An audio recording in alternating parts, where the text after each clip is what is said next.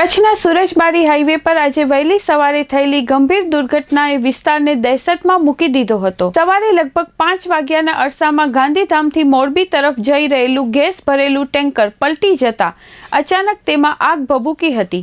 થોડી જ વારમાં આ આગ ટેન્કરમાં ફેલાઈ જતા પ્રચંડ ધડાકા સાથે મોટો બ્લાસ્ટ થયો હતો।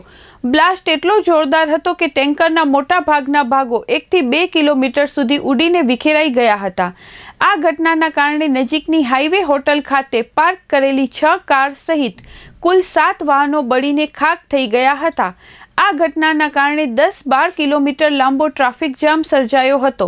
મુસાફરો કલાકો સુધી રસ્તામાં ફસાયા હતા।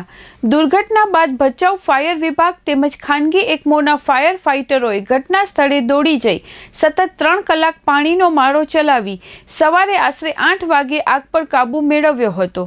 બીજી તરફ હાઈવે પેટ્રોલિંગ ટીમ અને સામખિયારી પોલીસે મળીને 5 કલાકની કામગીરી બાદ ટ્રાફિકને સામાન્ય બનાવી દીધો હતો। આ અકસ્માતમાં જાનહાનિની કોઈ સત્તાવાર માહિતી સામે આવી નથી, પરંતુ મોટા પાયે થયેલા નુકસાને હાઈવે ઉપર ભયનો માહોલ જોવા મળ્યો હતો। ઘટનાની વધુ તપાસ પોલીસ અને ફાયર વિભાગ દ્વારા હાથ ધરવામાં આવી છે।